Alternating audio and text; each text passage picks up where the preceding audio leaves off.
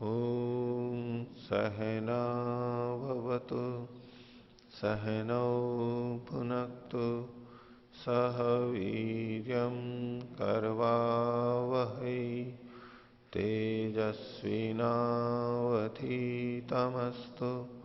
मा विद्विषावहै।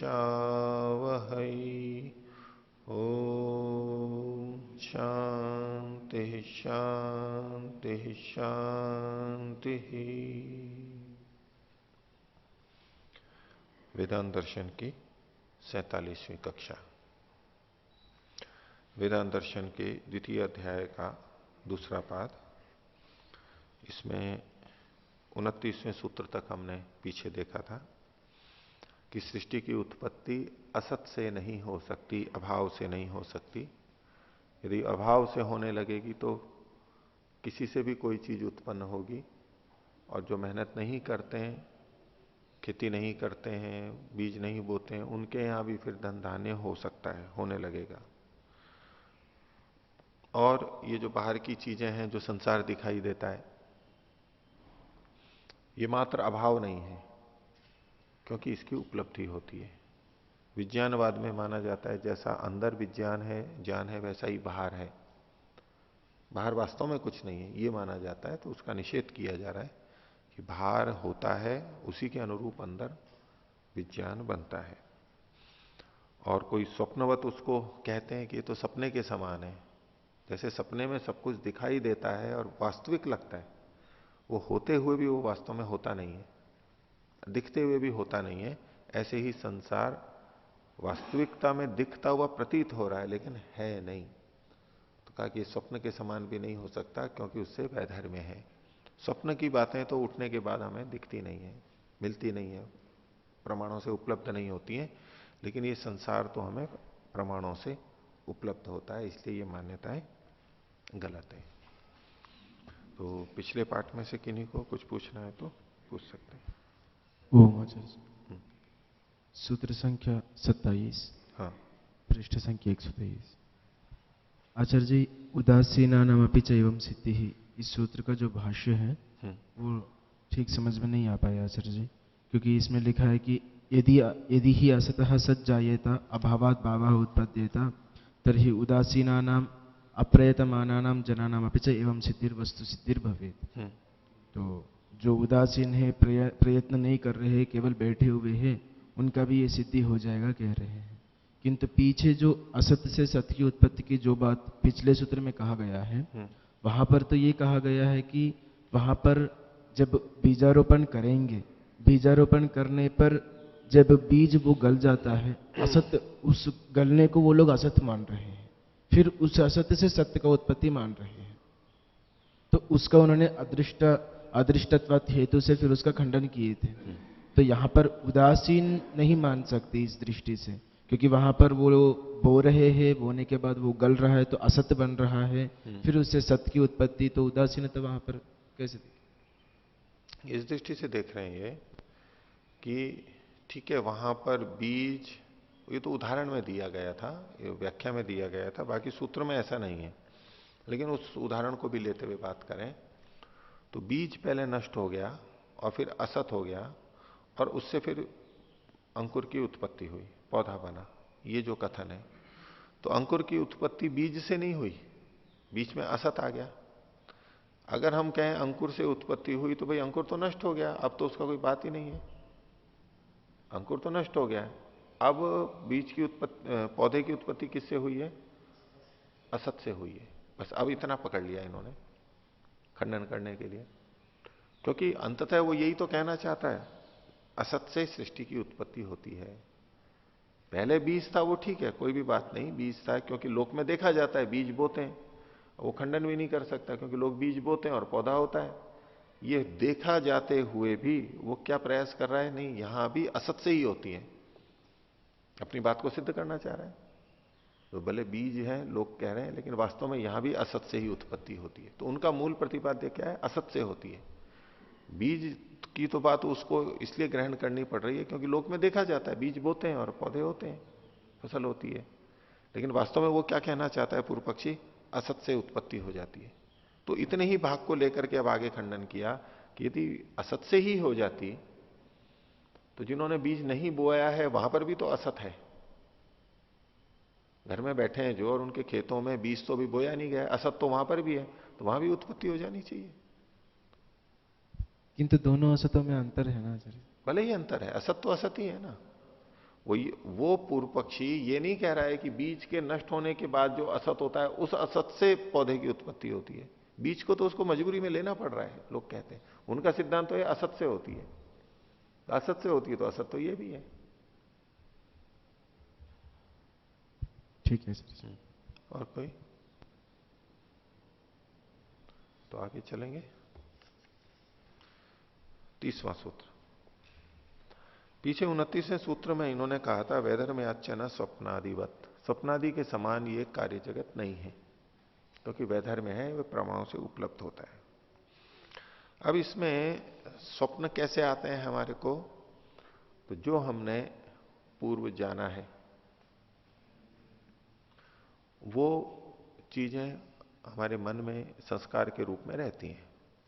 अब उन्हीं में से कुछ चीजें निकल के आती हैं, आधी अधूरी आती हैं, कुछ इधर उधर की मिल जाती हैं, तो एक विचित्र रूप में स्वप्न आ जाता है। कभी ठीक भी आता है, कभी अटपटा भी आता है, जो कि बाहर नहीं देखा जाता, ऐसा भी स्वप्न आ जाता है। ऐसी वस्तुएं, ऐसे प्राणी नहीं देखे जाते, वो भी स्वप्न में दिखाई देने लगते हैं।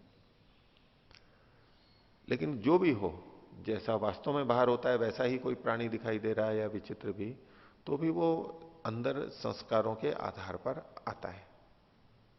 ठीक है। तो उस दृष्टि से ये यहां पर कथन कर रहे हैं 30वां सूत्र, न भावो अनुपलब्धे है। बोले वासनाओं का वर्तमानत्व, जो भाव किसका? संस्कारों का। बोले अगर आप बाहर की वस्तुएं नहीं मानोगे तो अंदर संस्कार भी नहीं हो सकते, यानी स्वप्न भी पैदा नहीं हो पाएंगे। स्वप्न संस्कार से होते हैं और संस्कार बनते हैं बाहर के ज्ञान से। बाहर वस्तुएं होती हैं, क्रियाएं होती हैं, और उसके आधार पर जब हमें ज्ञान होता है तो हम संस्कार वाले होते हैं, फिर उससे स्वप्न आएगा। तो न भाव, उन संस्कारों का भी भाव नहीं होगा, अपने आप नहीं हो सकता आपके पक्ष में। क्यों?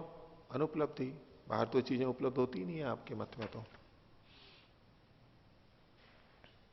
जब बाहर की चीजें नहीं है तो आपके अंदर संस्कार भी नहीं होंगे, और संस्कार नहीं होंगे तो आपके पक्ष में तो स्वप्न भी नहीं घटेगा। आप स्वप्न के समान जो उदाहरण दे रहे हो, आपके पक्ष में तो स्वप्न का अस्तित्व भी नहीं हो सकता है। तो भाष्य देखिए, न भाव अनुपलब्ध, वासना नाम भावो, वासनाओं का भाव, भाव को ही खोल दिया इन्होंने, वर्तमानत्वम यानी विद्यमानता, स्वतः न भवेत, अपने आप नहीं हो सकती है। कुतः क्यों? अनुपलब्ध है, उपलब्ध ना होने से। बाह्य पदार्थानाम अनुपलब्धत्वात्, बाह्य पदार्थोपलब्धिम अंतरेण वासना न समुद्भवंती। बाह्य पदार्थों का अनुपलब्ध होने से, आपके पक्ष में, वो पूर्व पक्षी को कह रहे हैं। सिद्धांति के मत में तो बाहर वस्तुएं हैं ही। उसने सिद्धांत कहा कि बाह्य पदार्थों की उपलब्धि के बिना तो वासनाएं भी उत्पन्न नहीं होती हैं। ये तो ही वासना ही अभ्यंतर संस्कार है। वासना किसे कहते हैं? अंदर के संस्कार को ही वासना कहते हैं। संस्कारश्च बाह्य पदार्थे प्रवर्तनात् भवति, और बाह्य पदार्थ में प्रवृत्त होने पर ही संस्कार बनते हैं। यानी बाह्य पदार्थ तो होने चाहिए। हाँ, अंदर भी विचार करने से संस्कार पड़ते हैं, लेकिन वो विचार भी बाह्य चीजों पर आश्रित रहते हैं। बहुत सारा हमारा बाह्य अनुभव विद्यमान रहता है, उसके अनुरूप हम अंदर विचार करते हैं कि ये सुखद है, ये दुखद है, पीड़ादायक है, बाधक है इत्यादि, हितकर है, अहितकर है। ये जो हमारा विचार भी अंदर चलता है, उसमें भी बाह्य चीजें, बाह्य संवेदनाएं उसमें कारण बनती हैं। तो संस्कारश्च बाह्य पदार्थे प्रवर्तनात् भवति, तस्मात् बाह्य पदार्थम अनपेक्ष वासना नाम असिद्धिर विज्ञानवादे। इसलिए विज्ञानवाद में तो बाह्य पदार्थों की अपेक्षा के बिना, अनपेक्षा करते हुए, क्योंकि वो अपेक्षा नहीं रखते हैं बाह्य पदार्थों की, इसलिए वासना नाम असिद्धि, वासना ही नहीं हो पाएंगी वहां तो, वे संस्कार। स्वप्न तो कहां की बात है। इसलिए जो आप स्वप्नवत दृष्टांत दे रहे हो वही गलत है, आपके पक्ष में तो वो भी नहीं घटेगा। और आप अगर स्वप्न को मान रहे हो तो फिर भाई ये वासनाएं भी माननी पड़ेंगी, और वासनाएं मानी है तो बाहर के पदार्थ भी आपने परोक्ष रूप से मान लिए, तो आपके में तो ये घटेगा ही नहीं। यहां से जो सूत्र है 30वें सूत्र से, इसको उदयवीर जी ने परमात्मा परक मान करके अर्थ किया, ब्रह्म परक मान करके उन्होंने अलग व्याख्या की है। वो चाहे तो वहां देख सकते हैं।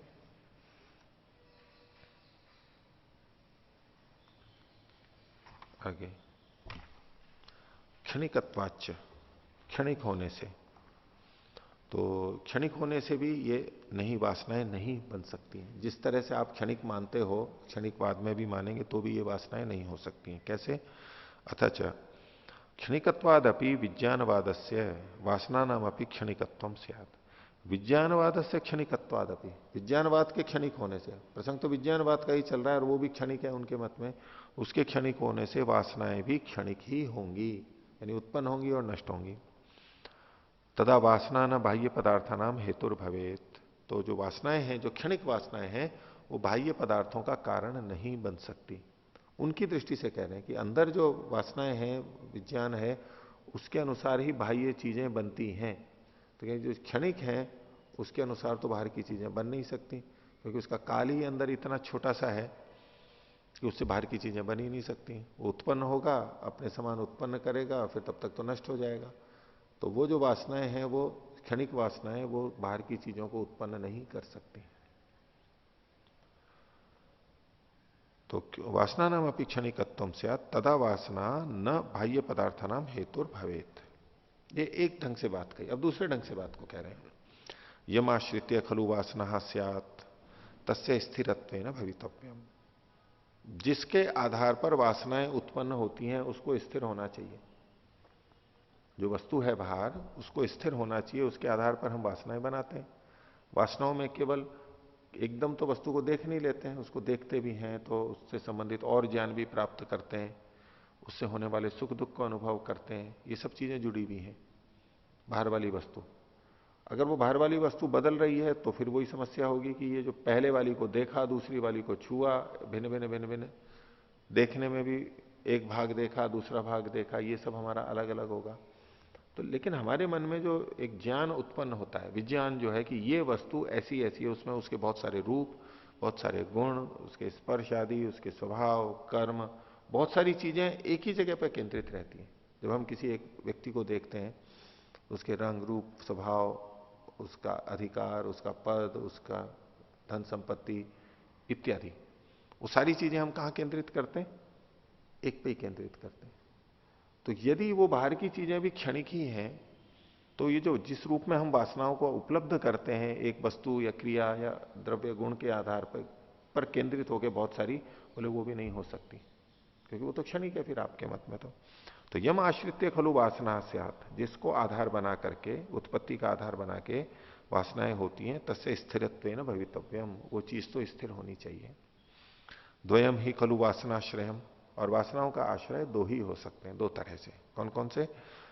तो आश्रय का मतलब है यहां पर उत्पत्ति का आधार, क्योंकि वासनाओं का आश्रय एक है उपादान कारण के रूप में, कि वासनाएं रहती कहां पर है, संस्कार रहते कहां पर है, उस रूप में वासनाओं का आश्रय तो चित्त को, मन को स्वीकार किया गया है, वो एक अलग बात है। यहां जो वासना का आश्रय कहा जा रहा है, इसका मतलब है उत्पत्ति का आधार। आश्रय मतलब आधार, एक है रहने का आधार, टिकी भी है जहां पर, वो वासनाएं, वासनाओं का उपादान कारण, वासनाएं गुण है, संस्कार गुण है, तो उसका जो गुणी है द्रव्य, वो एक अलग दृष्टि है आश्रय के लिए। यहां आश्रय शब्द आया, इसका मतलब फिर हमें लेना होगा जिस तरह का कथन है, बाह्यम भोग्यम तथा आंतरिको भोक्ता। बाहर जो भोग्य वस्तुएं हैं वो वासनाओं का आश्रय है, यानी उत्पत्ति का आधार है। भोग्य वस्तु होती हैं तो संस्कार पड़ ही जाते हैं उससे संबंधित। तथा आंतरिको भोक्ता, जो भोगने वाला है, उसके आधार पर भी वासनाएं बनती हैं। बाहर की वस्तुओं से हमारा संपर्क हुआ, लेकिन अंदर भोक्ता ने भोगा नहीं उसको सुख दुख के रूप में, कम भोगा, अधिक भोगा, अधिक सुख की अनुभूति की, कम सुख की अनुभूति की, ये जो भेद अंदर हो रहा है, संस्कार तो, वासनाएं तो वैसी ही पड़ेंगी।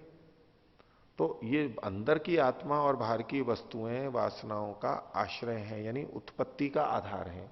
दो तरह से बनती है। द्वाभ्याम अपनी स्थिराभ्याम भवितव्यम एवं, तो इन दोनों को भी स्थिर होना चाहिए, बाहर की वस्तुओं को और आत्मा को भी। पहले वाला जो अर्थ था उसमें बाहर की वस्तुओं मात्र के लिए कथन था, यहां जो ले रहे हैं अब दोनों को ले रहे हैं, दोनों स्थिर होनी चाहिए। तो अभ्यम अपनी स्थिराभ्यम भवितव्यम एवं न चतौ स्थिरो क्षणिकवादे विज्ञानवादे विज्ञानवाद क्षणिकवाद में तो वो स्थिर नहीं है। तस्मात् न विज्ञानवाद आश्रयान, इसलिए विज्ञानवाद ठीक नहीं है, उसमें हमारा व्यवहार नहीं चल सकता। आगे कह रहे हैं सर्वथा अनुपपत्तेश्च, 32वां सूत्र। तो और कुछ नहीं, इसमें तो कुछ भी उपपत्ति नहीं, सभी तरह से समाप्ति हो जाएगी।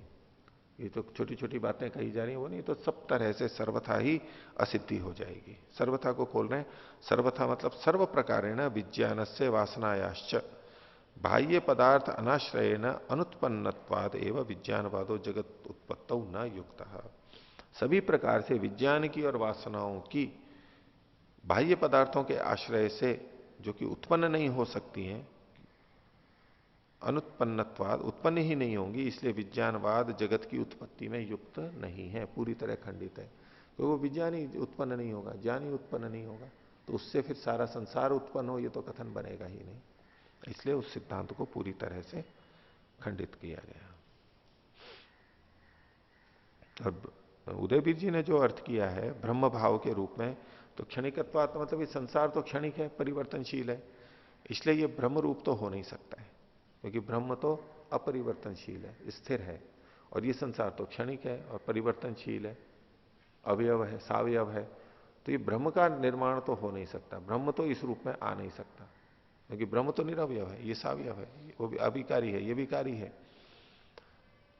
और पूरी तरह से अकेला ब्रह्म होता है, वो उससे ये सब चीजें बन ही नहीं सकती। दूसरे ढंग की व्याख्या है वो। आगे 33वां सूत्र, इसमें दूसरी और जो कुछ मान्यताएं हैं उनको लेकर के कथन किया जा रहा है। तो न एकस्मिन असंभवात, एकस्मिन एक में इसको ये कहते हैं अनेकांतवाद। तो दूसरा जो एक पक्ष है, एक और पक्ष, एकस्मिन एक पक्ष में भी ये सब चीजें असंभव है, सृष्टि की उत्पत्ति संभव नहीं है, व्यवहार नहीं चल सकता। तो न एकस्मिन को खोल रहे हैं, अपरो अयम अनीश्वरवाद पक्ष इदानीम निराक्रियते।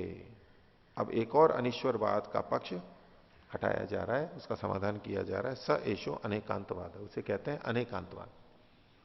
अनेकांतवाद, एकांतवाद का मतलब होता है बिल्कुल एक ही निश्चय से कि ये ऐसा ही है। अनेकांतवाद में एक नहीं होता है, ये भी हो सकता है, ये भी हो सकता है, नहीं किसी में भी नहीं, कुछ ना कुछ तो मानते हैं, कुछ ना कुछ मानते हैं। जैसे किसी को, एक व्यक्ति को देख करके कहें ये पुत्र है या नहीं है, पुत्र हो सकता है। ये पिता है या नहीं है, हो भी सकता है, नहीं भी हो सकता है। ये भी हो सकता है, ये भी हो सकता है, ये पुत्र भी हो सकता है, ये पिता भी हो सकता है, ये अध्यापक भी हो सकता है, ये छात्र भी हो सकता है। एक अंत नहीं है कि नहीं ये तो अध्यापक ही है, ये छात्र भी हो सकता है। दो विपरीत ये जो चीजें हैं, तो वो चीजें ये भी हो सकता है, ये भी हो सकता है। हम यूं नहीं कह सकते ये ही है, ऐसा ही है। हम कहें कि ये पूर्व दिशा में है, पूर्व दिशा में है वो वस्तु, लेकिन ऐसा नहीं भी हो सकता है। वो पूर्व दिशा में भी नहीं, भी नहीं है, दूसरे की दृष्टि से उधर से वो पश्चिम दिशा में हो भी सकता है, नहीं भी हो सकता है। कुछ एक नहीं कह सकते कि ये ऐसा ही है। हम कहें कि ये काला है, तो काला हो भी सकता है, नहीं भी हो सकता है। जो भी चीज है उसमें अनेक चीजें हो सकती हैं, तो ये अनेकांतवाद है। तो कहते हैं तत्र ये पदार्थ मन्यन्ते ते संति, वहां कुछ पदार्थ माने गए हैं, वो 7 पदार्थ माने गए हैं, उनका उल्लेख कर रहे हैं। जीव, अजीव, आश्रव, संवर, निर्जर, बंध और मोक्ष, मोक्षा सप्त, 7 चीजें कहीं। तो जीव तो मतलब चेतन, और अजीव का मतलब है जड़ अचेतन। जीव, अजीव, और आश्रव, आश्रव मतलब दोष या क्लेश को बोलते हैं, दोष और क्लेश जो होते हैं वो भी है। संवर, संवर का मतलब है उनको रोकना, ये दोष और क्लेश है उनको रोकना होता है, वो संवर कहलाता है। और निर्जर, ये निर्जरा बोलते हैं उसको, उसको क्षीण करना। वैसे तो निर्जर का मतलब होता है जो क्षीण नहीं होता है, जरा से रहित है, निषेध करने में, लेकिन उसको निर्जरा करना मतलब बिल्कुल क्षीण कर देना, निशेष रूप से जरा कर देना, क्षीण कर देना उस समय, उस तरह के अर्थ में प्रचलित है। और बंध और मोक्ष, बंध ये जीवात्मा प्रकृति के साथ जब जुड़ जाता है शरीर में वो बंध है, और जब प्रकृति से छूट जाता है तो वो मोक्ष है। ये 7 चीजें पदार्थ माने गए हैं। तत्रैव खलु अन्येपि पंच प्रपंचन्ते, 5 चीजें और भी वहां पर अलग ढंग से विस्तार की गई हैं।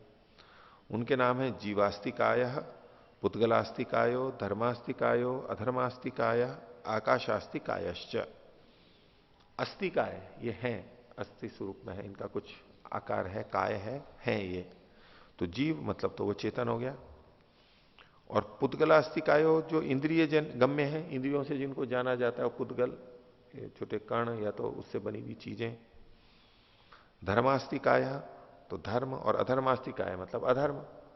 इसके लिए भी उनकी व्याख्याएं अलग हैं। जैसे ये सत्यार्थ प्रकाश समोल्लास 12 के अंदर ये इनके व्याख्याएं की गई हैं, और वो भाषा उनकी जो अनुवाद की गई है वो पूरी तरह स्पष्ट नहीं हो पाती है इनके मंतव्य को।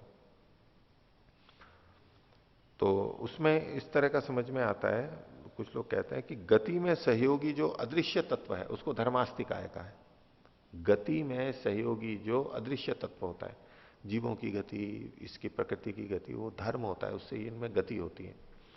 और अधर्मास्तिकाय है जो रुकने में सहयोगी अदृश्य तत्व है, रोकता है, स्तंभन करता है, वो अधर्मास्तिकाय है। और आकाशास्तिकाय, आकाश तो जो कहा जाता है, अब उसको चाहे कोई सा भी आकाश मानो आप, लेकिन जिसको आकाश नाम से कहा जाता है, वो अवकाश कह लें या शून्य कह लें या महाभूत वाला जो भी है, वो कैसा मानते हैं स्पष्ट नहीं, लेकिन आकाश नाम से कोई चीज है जहां सारी चीजें रहती हैं। सर्वत्र तेषु सप्तभंगी नयश्च आक्रमते, इनमें सप्तभंगी नय चलता है। बौद्धों में भी इसको स्यादवाद भी बोलते हैं। स्यादवाद या तो सप्तभंगी नय न्याय, 7 भंग होते हैं उसमें, 7 तरह से बोला जाता है। तो चाहे ये जीव अजीव के इसके संदर्भ में लें या जीवास्तिकाय पुद्गलास्तिकाय इसके संदर्भ में, दोनों ही जगह पे वो घटता है।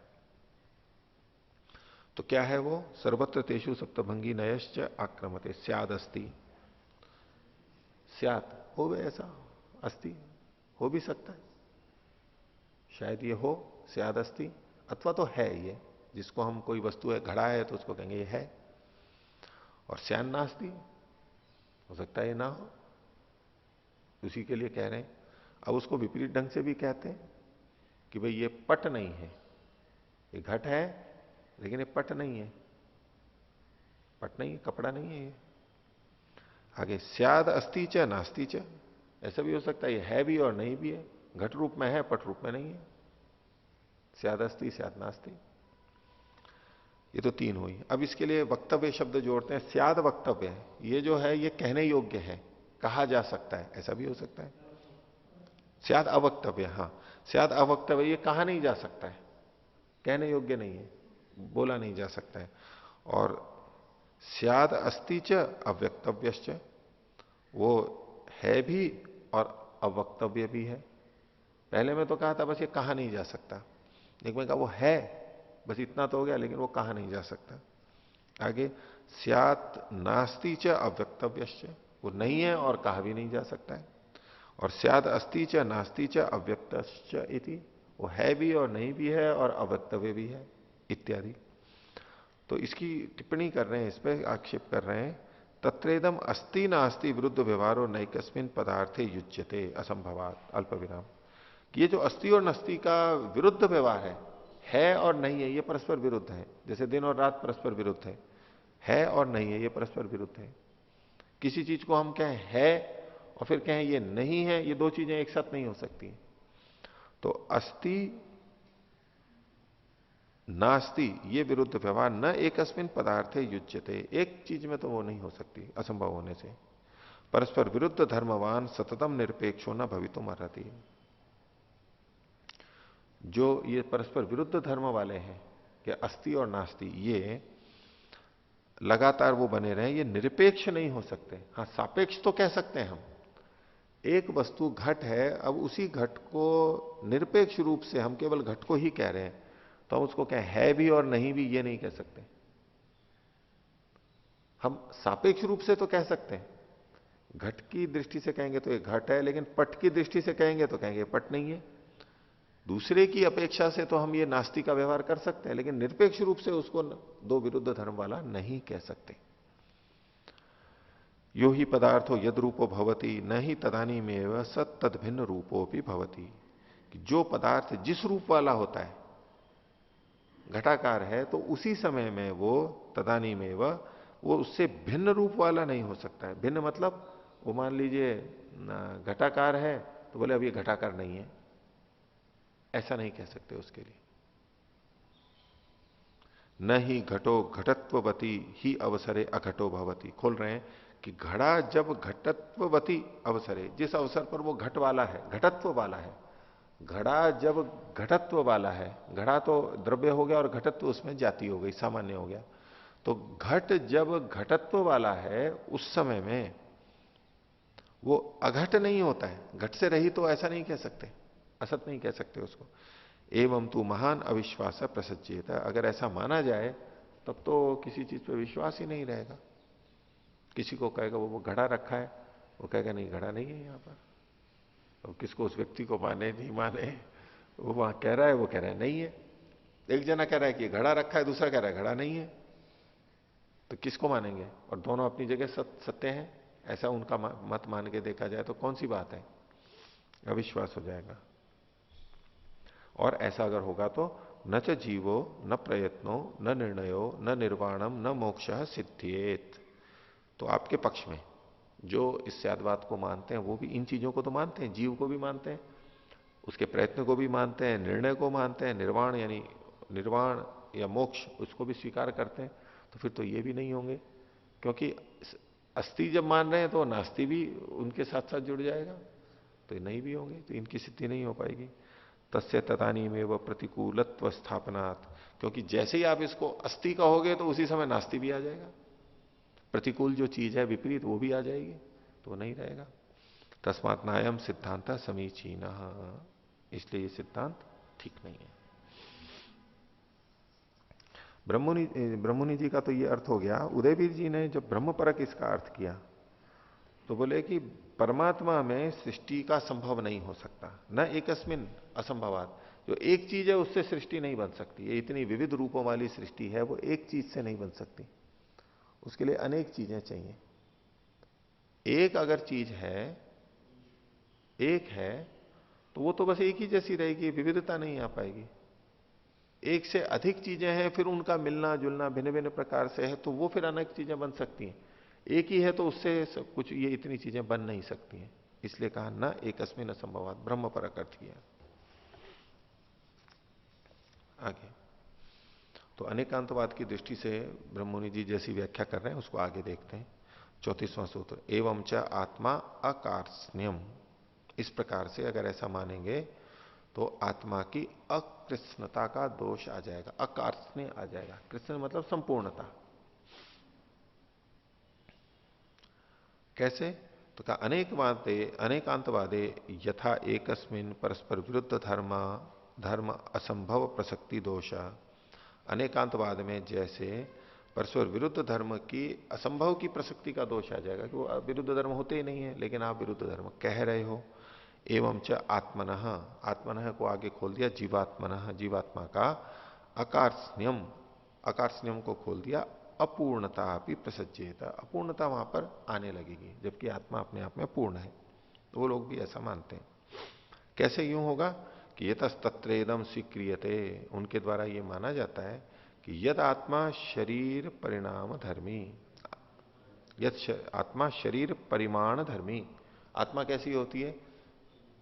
शरीर का जितना परिमाण होता है उतनी ही होती है, जितना घेरा फैलाव शरीर का होता है उतनी ही आत्मा होती है, छोटी बड़ी।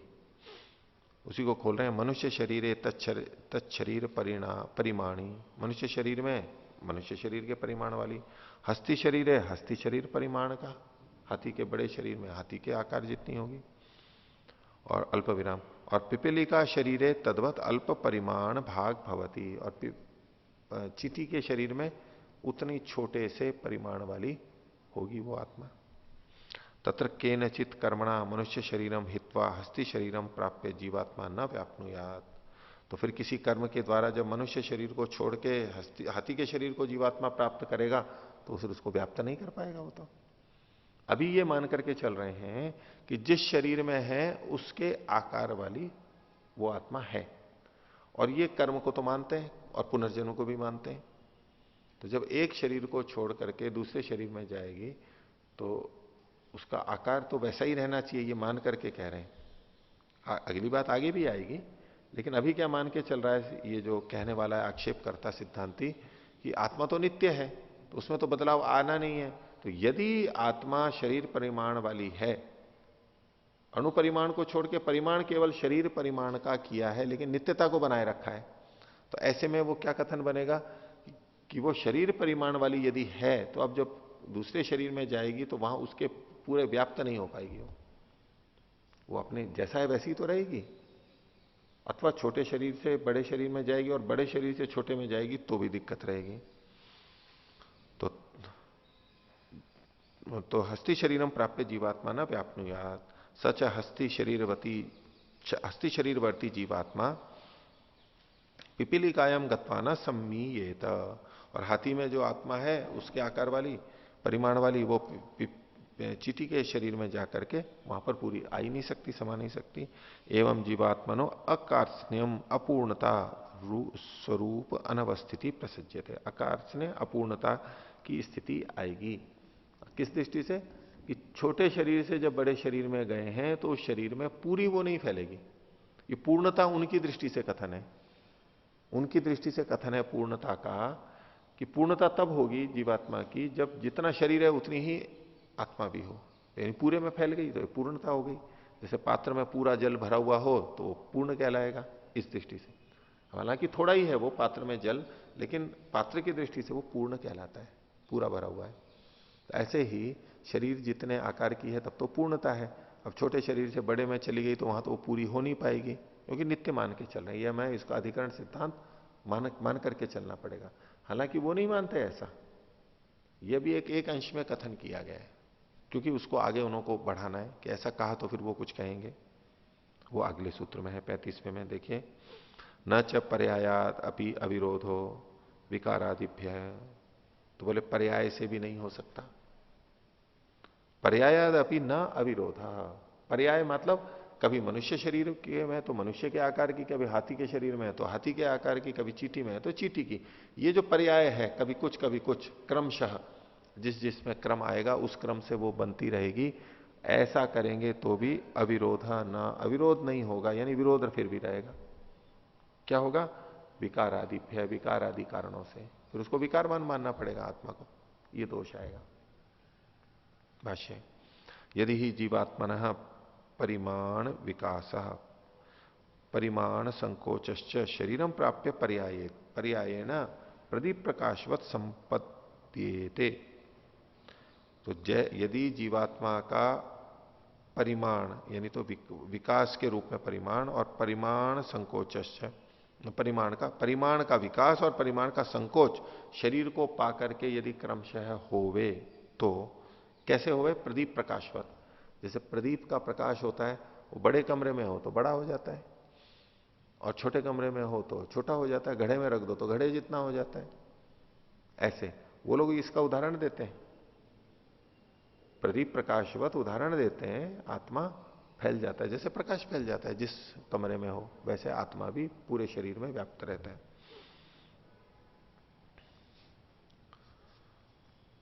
तो यदा महत शरीरम आपनोति तदा जीवात्मा विकास धर्मेण प्रवर्धते।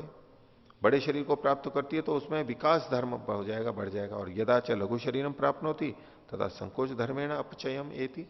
छोटे शरीर को प्राप्त करके अपचय रूप परिमाण वहां पर, अपचय होते हुए परिमाण वहां पर हो जाएगा। ऐसा यदि वो कहें तो एवं अपनी न अविरोध, किंतु विरोध एवं आपत्ति। ऐसा होने पर भी अविरोध तो नहीं हो पाएगा, विरोध तो फिर भी आ जाएगा। दो निषेध होते हैं तो वो सकारात्मक में बदल जाते हैं, दो निषेध होते हैं तो सकारात्मक बन जाते हैं। अविरोध नहीं है यानी विरोध है, विरोध है। तो जो ज्यादा नकारात्मक होते हैं वो सकारात्मक हो जाते हैं। ज्यादा नेगेटिव होंगे ना तो दो दो तो आगे। तो कुतः कैसे, तो विकारादिभ्य, विकार तो एक कहा ही है और आदि शब्द से कुछ चीजों का और ग्रहण करेंगे। विकार कैसे, तो स्पष्ट है, विकारादिभ्यो धर्मे पे, विकार आदि धर्मों से। खोल रहे हैं उसी बात को। तत्रैव जीवात्मनि विकारादयो धर्मा आपत्तिरन, जीवात्मा में विकार आदि धर्म का दोष आ जाएगा, वो प्राप्त होने लगेंगे। न ही निरवय वस्तुनि चेतने संकोच विकास धर्मो घटे थे, जो निरवय वस्तु है, जो चेतन है, उसमें संकोच और विकास ये दो धर्म तो घटेंगे ही नहीं, घट ही नहीं सकते। संकोच विकास हो तो जड़स्य सावयवस्य पदार्थस्य अवकाशापेक्षया भवतः, जो संकोच और विकास होते हैं वो जड़ वस्तुओं में होते हैं और सावयव में ही होते हैं, निरवयव में नहीं होते हैं। कैसे होते हैं, अवकाशापेक्षया भवतः, अवकाश की अपेक्षा से होते हैं, उनके बीच में जो अवकाश होता है, स्थान होता है, उसकी अपेक्षा से होते हैं। अगर कोई वस्तु निकट निकट है तो छोटी दिखेगी, और उसको फैला दिया हमने उनके कणों को तो वो बड़ी दिखने लग जाएगी, दूर दूर कर दिया तो बीच का जो अवकाश होता है वो यदि बढ़ा दिया जाए तो बड़ी दिखने लग जाती है। ना रोटी बिना फूली भी है तो चपटी है, फूल गई तो यूं बाहर से दिखेंगे तो इतनी फूली फूली लगेगी ना, पूरी फूली भी लगेगी। तो ये बड़ापन विस्तार किस आधार पर होता है, आकाश की, अवकाश की अपेक्षा से होता है। अवकाश अपेक्षाया भवतः, संकोच और विकास दोनों। उदाहरण दे रहे हैं, यथा कार्पाशांशु नाम यथावकाशम संकोचो विकासो वा भवती, कपास के जो अंशु होते हैं, रेशे होते हैं, कण होते हैं, उनमें जितना अवकाश होता है उसके अनुसार उनका संकोच और विकास होता है। प्रदीप प्रकाशस्यापि संकोच विकासो यथावकाशम तस्य सावयवत्वादेव भवता है, प्रदीप के प्रकाश का भी जो संकोच विकास होता है वो भी उनके अवकाश के, उनके सावयवत्व होने के कारण से होता है। रुई को हम देखते हैं, जो धुनते हैं रुई को रजाई गद्दा बनाने से पहले काटते हैं उसको, और दीपावली के समय जो दीपक वगैरह के लिए जो रुई लेते हैं, फूली फूली सी यूं, इतनी फूली भी रहती है ना, काटते हैं तो, और जो रुई इधर उधर जाती है, स्थानांतरित करते हैं रेल से और उससे, तो रुई के बड़े बड़े गट्ठर होते हैं वो, और पत्तियां लगाते हैं लोहे की चारों तरफ से, चौकोर गट्ठा सा बना, उसको दबा दबा के, और जैसे हम बंडल पे आजकल करते हैं ना प्लास्टिक का, वो ऐसे वो लोहे की पट्टियां लगती हैं उसमें, बहुत इतना दबा के रखते हैं और लोहे की पट्टियों से उसको बांध देते हैं, पत्थरों से, वो एकदम इकट्ठी हो जाती है, बहुत भारी होती है, कठोर हो जाती है वो, ऐसे उसको ले जाते हैं। तो आगे कह रहे हैं, जीवात्मनश्चेत संकोच विकासो स्याताम, यदि जीवात्मा का संकोच और विकास ये दोनों होवें, तरी सो भी सावयव स्यात्, वो भी अवयव वाला हो जाएगा। सावयवत्वे च विकारादयो धर्मास तत्र आपाद्यरन, और अगर हम सावयव मानेंगे तो विकारादि अवयव भी, दोष भी वहां पर, धर्म भी प्राप्त होने लगेंगे। और विकार किसे कहते हैं, तो खोल रहे हैं, विकारो विकृति ही, विकार का मतलब विकृति, एक ही बात है। उसी को खोल दिया, विरूपता रूपांतरता, विरूप भिन्न रूप वाला हो जाना, यानी रूपांतर हो जाना। अब सूत्र में विकारादिभ्य आदि भी लगा रखा है, तो आदि से क्या ग्रहण कर सकते हैं, तो उसके लिए इन्होंने कहा आदिना कार्यता अनित्यता जड़ता इत्येते दोषा प्रसच्चेरन, आदि से यानी विकार तो हो ही गया, विकार के साथ साथ कार्यत्व भी प्राप्त होने लगेगा। जिसका विकार होता है तो वो कार्यत्व भी होगा, यानी वो मूल नित्य वस्तु नहीं रह पाएगी, अनित्य हो जाएगी। तो कार्यता कार्य रूप हो जाएगा, तो दूसरे शब्दों में अनित्यता भी कह सकते हैं, लेकिन फिर भी दो अलग अलग दृष्टि है। और जड़ता जड़त्व भी आएगा, क्योंकि जड़ वस्तुओं में ही ये होते हैं, इत्यते दोषा प्रसच्चेरन, ये दोष वहां पर प्राप्त होने लगेंगे। तो इसी संकोच विकास वाले आत्मा के स्वरूप को लेते हुए आगे और बात को चला रहे। 36वां सूत्र, अंत्य अवस्थितेश्च उभय नित्यत्वात् अविशेष। उभय का मतलब यहां पर संकोच और विकास है, संकोच और विकास। उभय नित्यत्वात्, ये संकोच और विकास के नित्य होने से अविशेष होगा। कैसे नित्यता होगी इनकी, तो बोले अंत्य अवस्थितेश्च, अंत्य मतलब अंत में जो होता है, अंत में मतलब मोक्ष होता है, अंत में होने वाला मोक्ष और उससे संबंधित जो है। तो जीव की जो स्थिति मोक्ष में होती है, तो पहले तो यही प्रश्न उठेगा कि मोक्ष में जीवात्मा किस परिमाण वाला होता है?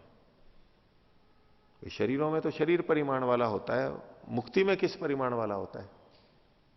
और सुना है कभी उनके मत में मुक्ति में किस परिमाण वाला होता है?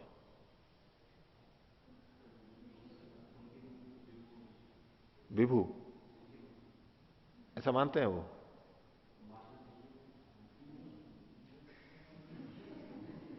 नहीं, शरीर में होगा तब तो शरीर का आकार का, जब शरीर छोड़ करके मुक्त हो गया, निर्वाण तो मानते हैं ना वो।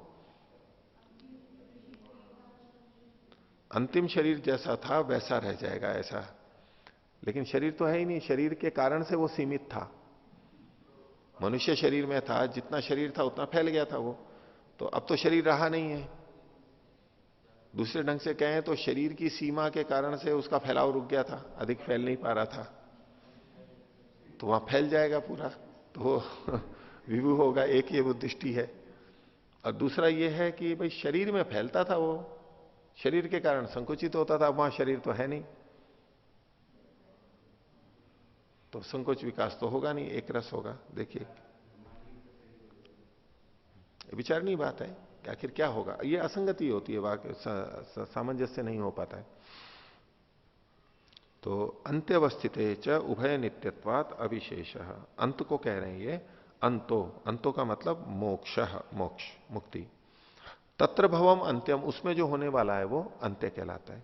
तो जीव परिमाणम तस्य अंत्य परिमाणस्य अवस्थितेर हेतु, उस जीव का परिमाण उसके, उसका जो अंत्य परिमाण है, वहां अंत में होने वाला जो परिमाण है उसकी अवस्थिति के हेतु से।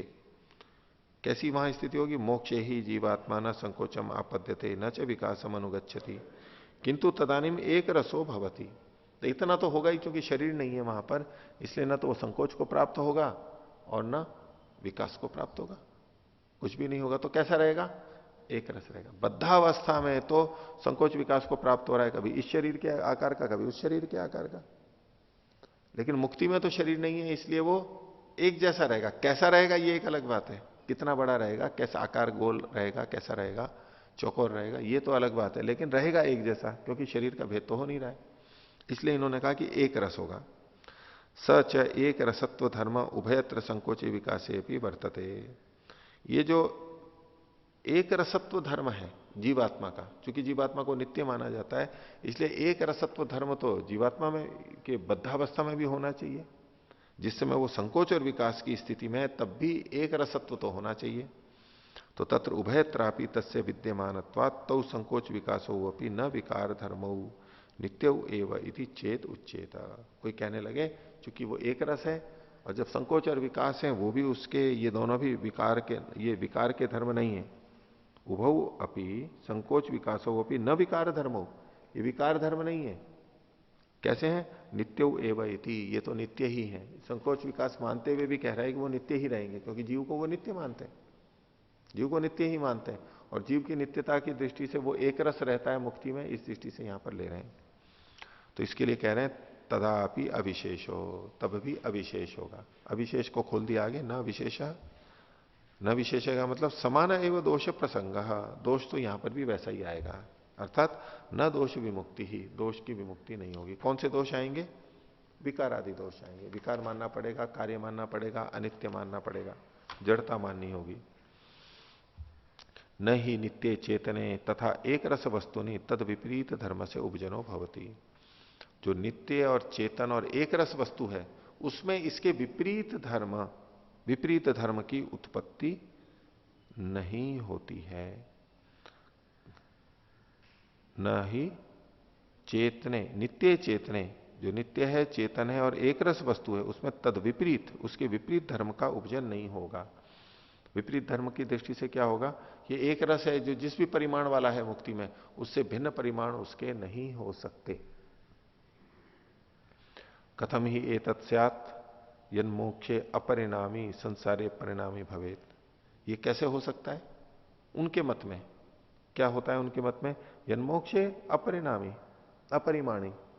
मोक्ष में तो वो बिना परिमाण वाला होता है, और संसारे परिमाणी, संसार में परिमाण होता है। संसार में तो शरीर के जितना परिमाण होता है, और मुक्ति में उसका कोई परिमाण नहीं होता। अब उसको चाहे विभू कह लें या क्या कह लें, लेकिन परिमाण नहीं होता, ऐसा कुछ कह रहे हैं ये। तो ये एक ही वस्तु में दो विपरीत धर्म नहीं हो सकते। कभी तो वो अपरिमाणी है और कभी वो परिमाणी हो रहा है। कुतश्च परिमाणत्वम तत्र आपतेद इति सर्वम असमंजसम एव। कि मुक्ति में जो अपरिमाणी था वो सृष्टि के अंदर बद्धावस्था में परिमाणी कैसे हो गया? कहां से आ गया उसमें परिमाण? जब वहां अपरिमाण था तो यहां परिमाण आ कहां से गया उसके अंदर? ये प्रश्न रह जाएगा। उसको परिमाण के रूप में भी देख सकते हैं और परिणाम के रूप में भी देख सकते हैं, यानी बदलाव के रूप में। जब संकोच विकास हो रहा है तो ये परिणाम हो गए, और वहां मुक्ति के अंदर संकोच विकास नहीं हो रहा था तो वो अपरिणाम रहा।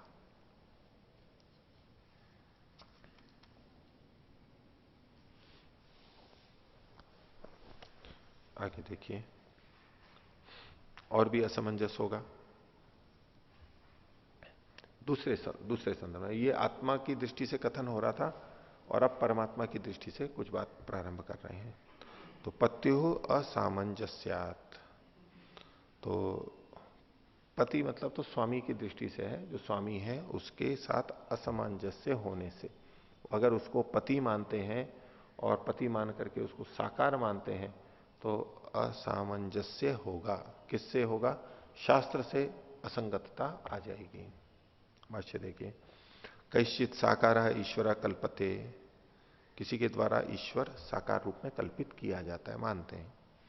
यश्च प्रजाजना नाम राष्ट्रस्य च पति, पतिरिव विश्वस्य पतिरस्ति, जो कि प्रजाओं के राष्ट्र के पति के समान। जैसे प्रजाओं का कोई पति होता है, लोक के अंदर स्वामी होता है, राष्ट्र का कोई पति होता है, स्वामी होता है, ऐसे विश्व का जो पति है ऐसा वो परमात्मा। तो प्रजाओं का जो पति होता है वो साकार होता है, राष्ट्र का जो पति होता है वो भी साकार होता है, तो इस विश्व का भी जो पति होगा वो भी साकार ही होगा। तत्र उच्यते पत्यु तस्य राष्ट्रपतेरिव साकारस्य जगतपते ईश्वर से कल्पनम असामंजस्यात न युक्तम। तो इस पति की, राष्ट्र के पति के समान जगतपति परमात्मा की साकार की कल्पना से असंगतता आएगी। न युक्तम, ये मत ठीक नहीं है। क्यों नहीं है? तो कह रहे हैं यो ही खलु आकारवान भवति स ही परिच्छिन्न एक देशी अल्प शक्ति कश्च भवति। तो जो आकार वाला होता है वो परिच्छिन्न होता है। परिच्छिन्न का मतलब, हाँ, एक देशी तो खुलेगा, परिच्छिन्न का मतलब है वो कटा हुआ होता है, चारों ओर से कटा हुआ होता है। भाई ये यहां से कटा हुआ है, इसके आगे नहीं है, इसके इधर उधर नहीं है। जैसे कि हम कोई लकड़ी लें और लकड़ी से हमें कुछ बनाना हो तो इधर इधर से छील करके ये किया, इधर से छील के ये किया। अब जो ये बना हुआ है कैसा है? कटकुटा करके ये बचा हुआ है। या तो पत्थर है बड़ा, उसमें से मूर्ति की, तो उसको काट काट के छेनी से छीन करके और फिर ये जो बीच के निकाल लिया। तो जो चीज बनी है वो भी ऐसी ही है, एक तरह से परिच्छिन्न है कि उसके बाद में उसमें कुछ नहीं है, अन्य जगहों से हटी भी है वो। तो जो परिच्छिन्न होती है वो ही आकारवान होती है, और एक देशी वो एक देशी होती है। जो आकार वाला होता है वो परिच्छिन्न होता है, वो एक देशी होता है और अल्प शक्ति वाला होता है। इसको यूं देखेंगे, हम यूं नहीं कहेंगे कि जो जो परिच्छिन्न और एक देशी और अल्प शक्ति वाला होता है वो आकार वाला होता है, ऐसी व्याप्ति नहीं बनाएंगे यहां पर, विपरीत नहीं लेंगे। जो जो आकार वाला होता है वो परिच्छिन्न एक देशी और अल्प शक्ति वाला होता है। नहीं तो कहां दोष आ जाएगा? आत्मा में दोष आ जाएगा कि यदि आत्मा परिच्छिन्न है मानते हैं, आत्मा एक देशी है मानते हैं, आत्मा अल्प शक्तिवान है मानते हैं, तो फिर वो भी आकार वाला होगा। जैसा कि कुछ लोग इसी दृष्टि से मानने लग जाते हैं कि नहीं, आत्मा को तो आकार वाला मानना ही होगा क्योंकि वो परिच्छिन्न है, क्योंकि वो एक देशी है, इसलिए उसको साकार ही मानना पड़ेगा। उस संबंध में जो पीछे चर्चा हुई थी, तो उन्होंने कहा कि यो ही खलु आकारवान भवती, जो आकार वाला होता है वो परिच्छिन्न एक देशी और अल्प शक्ति वाला होता है। स कथम अव्यक्त से अति सूक्ष्म से प्रकृत्याख्य से तथा असंख्यानाम जीवात्मनाम च आधिपत्यम कुर्यात। और जो परिच्छिन्न एक देशी अल्पशक्ति वाला होता है वो अव्यक्त का, अव्यक्त प्रकृति का, कैसी है अव्यक्त प्रकृति? अति सूक्ष्म है, और प्रकृति नामक जो है उसका और असंख्य जीवात्माओं का आधिपत्य कर पाएगा। प्रकृति का और जीवात्माओं का आधिपत्य तो वही कर सकता है जो सर्वव्यापक हो।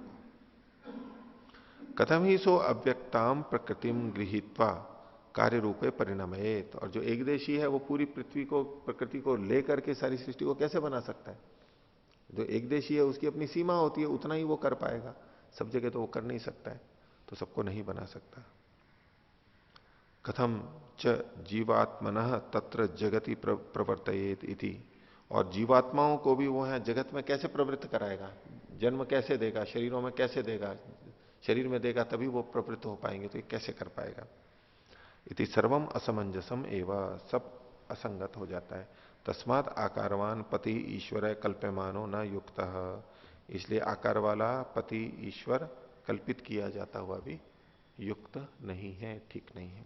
तो परमात्मा को चूंकि पति माना जाता है, स्वामी माना जाता है, तो उसके आधार पर कोई लौकिक दृष्टांत देखते हुए कि पति तो साकार होता है, स्वामी, पति यानी स्वामी, तो परमात्मा भी साकार ही होना चाहिए। तो इस दृष्टि से इस विश्व का तो वो पति स्वामी नहीं हो सकता जो साकार और एक देशी है, तो इसका भी यहां पर निषेध किया गया। तो अभी जो अपन ने पाठ देखा उसमें किन्हीं को कुछ पूछना है तो पूछे। वो अभी 37 सूत्र में एक देशी का निषेध किया परमात्मा का, उसमें दोष दिखाए कि सृष्टि सूक्ष्म है, उसमें संरचना कैसे करेगा और जीवात्माओं को कर्मफल कैसे देगा। तो ऐसे भी तो देख सकते हैं, सृष्टि जहां तक है, प्रकृति जहां तक है, वहां तक मान के एक देशी और सारे कार्य नहीं कर सकता। तो उस पक्ष में ये बनेगा कि उसमें बहुत व्यापक तो मान रहे हैं उसको, सर्वव्यापक नहीं मान रहे, इतना है, लेकिन वो ऐसा मानते नहीं है ना, वो उसको उस तरह से नहीं स्वीकार करते। जो साकार मानते हैं वो किस रूप में साकार मानते हैं, उसी का ही यहां पर प्रसंग में ग्रहण करना होगा। ये तो आपने एक परिकल्पना की कि भाई हम इतना बड़ा मान लेंगे, जहां तक प्रकृति या सृष्टि है, बन रही है, हम उतना बड़ा मान लेंगे। लेकिन ये जो साकार मानते हैं वो कैसे मानते हैं? वो एक मनुष्य जैसा शरीर बना देते हैं या और कुछ बना देते हैं, प्रतिमा को मंदिर में रखते हैं, चित्र बनाते हैं इत्यादि, वो तो एक छोटा सा मान करके चलते हैं ना। उस दृष्टि से इसको लेना चाहिए, उतने अंत में तो है। और फिर अगर कोई ऐसा भी मानता है तो फिर तो दूसरे प्रमाण देने होंगे, केवल इतना नहीं, फिर वो सपर्यगात इत्यादि जो वेद के मंत्र हैं उनके आधार पर सिद्ध किया जाएगा। ठीक है। ओम। आचार्य जी, ईश्वर के सर्वव्यापक होने के विषय में उस दिन यहाँ जो डॉक्टर साहब आए थे वो कह रहे थे कि कोई वस्तु अगर एक जगह पे भी, उन्होंने ऐसे शंका रखी थी कि एक जगह वस्तु एक जगह पे होते हुए भी यदि सब वस्तुओं का ज्ञान कर रही है तो उसको भी हम सर्वव्यापक कह सकते हैं क्या, बोल के उन्होंने पूछा था। तो इसमें मैं ये बताना चाह रहा हूँ कि जैसे हम एक जगह पे हैं, एक देशी हैं, लेकिन एक देशी होते हुए भी जिस देश को हम प्राप्त नहीं हो रहे हैं उस देश की वस्तुओं को भी हम जान रहे हैं। तो उसी प्रकार से परमात्मा भी एक देशी होते हुए, और हम तो चूंकि जानते हैं लेकिन थोड़ा कम जानते हैं, चूंकि परमात्मा सर्वशक्तिमान है इसलिए वो सब कुछ जान सकता है एक देश में रहते हुए, ऐसा कहें तो एक तो उनका आधार लेके जो आप बात कह रहे हो ना, तो वो तो प्रश्न के रूप में है, वो आधार तो है नहीं कि उन्होंने ये क्या कह दिया कि जिसको हम जितना जानते हैं उतना उसको हम व्यापक मान सकते हैं। ये वो परमात्मा के प्रसंग में उन्होंने नहीं कहा था, मैं जैसा स्मरण कर रहा हूं, वो आत्मा के प्रसंग में कहा था। ये प्रसंग उन्होंने वो यही उठाया था कि शरीर में आत्मा कहां पर है, कहां पर है। तो एक तो अणु स्वरूप मानेंगे तो एक देशी मानेंगे, हृदय प्रदेश में मानेंगे, कोई मस्तिष्क में मानता है, एक प्रदेश में मानेंगे। उस प्रसंग में उन्होंने कहा था चूंकि हमें संवेदना पूरे शरीर में हो रही है, इस दृष्टि से सारे शरीर में, उसके पीछे उन्होंने हेतु किया क्या, जहां तक हमें ज्ञान होता है वहां तक आत्मा को मान लेंगे, ये बात उन्होंने रखी थी, वो परमात्मा के प्रसंग में नहीं थी। और हमारे द्वारा भी जो ज्ञान होता है, आप जिस प्रसंग में देख रहे हो हमें दूर की वस्तु का भी ज्ञान होता है, आप तो उस भाव से बोल रहे हो। वो उनका शरीर शरीर का था, जैसा कि ये पीछे आया ना कि उसका परिमाण कितना होता है, शरीर परिमाण होता है पिपीली का या तो हाथी का या मनुष्य शरीर का। उस तरह की बात उन्होंने रखी थी कि हम ऐसा मान सकते हैं, उतना उतना व्यापक है। तो ऐसे में मान लो हाथ कट गया, हाथ उधर जाके चला गया, तो अब जिस समय हाथ कटा उस समय में वो यहां थी ना, और हाथ कट गया या उंगली कट गई एकदम से यूं, तो उतने अंश में उतनी कट जाएगी, वो उसको हम सावयव मानना पड़ेगा या तो अनित्य मानना होगा, वो सब दोष है। वो तो संकोच विकास में भी आएगा, संकोच विकास में भी वही अनित्यता जो यहां पर दर्शाई है, तो वो एक अलग बात थी। दूसरा, हम जो बाहर की चीजों को जानते भी हैं, ये माने कि हम अल्प शक्तिमान है इसलिए हम कम चीजों में जानते हैं, उसमें हमारी शक्ति से अंतर नहीं पड़ता है। अभी हमारे आत्मा की शक्ति तो जैसी है वैसी है, लेकिन नेत्र दुर्बल हो जाए तो हम दूर तक नहीं जान पाते। और इसी तरह हम दूरबीन आदि साथ में ले लें तो हम बहुत दूर तक की भी जान लेते हैं, देख लेते हैं। तो उससे कोई शक्ति बढ़ने से ये हमारा ज्ञान होता हो कम या अधिक, उसमें कोई व्याप्ति नहीं है। ठीक है, हमेशा कम ही होगा, लेकिन उतनी ही शक्ति रहते हुए हम साधनों के माध्यम से अधिक दूरी तक भी जान सकते हैं, अधिक दूरी तक भी सुन सकते हैं इत्यादि। इसलिए इसमें कोई व्याप्ति नहीं है कि बल का और ज्ञान का, बल का होना और ज्ञान का होना, जितना बल है उतना ज्ञान होगा, इसमें व्याप्ति नहीं है, व्याप्ति नहीं देखी जाती। इसलिए इस आधार पर हम कहें कि परमात्मा में बहुत ज्ञान है, बहुत बल है, इसलिए वो सबको जान लेता है, ऐसा तो नहीं। हमारी पहुंच जहां पर होती है उसको हम जानते हैं। संवेदना हम शरीर के स्तर पर ही जान पाते हैं, इसलिए शरीर के बाहर का हम स्पर्श नहीं कर पाते।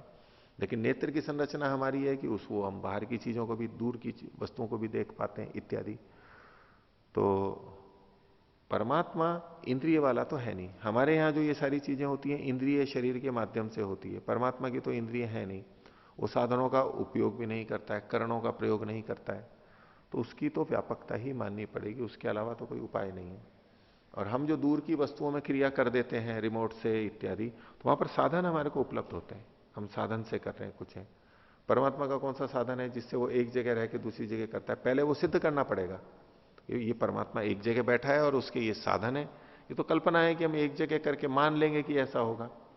वही मानने में तो ये भी मान लो ना कि वो सभी जगह है, मानने में क्या है, तो कुछ केवल मानने से नहीं। हाँ, अगर ऐसा सिद्ध होता है तो फिर वो उस तरह विचार किया जाता है, उसके कोई साधन अवश्य होने चाहिए, यदि वो एक देश में रहते हुए कर रहा है तो। लेकिन साधन देखे नहीं जा रहे हैं, उपलब्ध नहीं, वो प्रमाण नहीं बता पा रहा है साधन। इससे पता लगता है साधन तो बता नहीं पा रहा है और वो सब जगह कार्य देखे जा रहे हैं, इससे उसको व्यापकता मानी जाती है। तो आज का पाठ इतना ही रखते हैं। प्रणव। ओ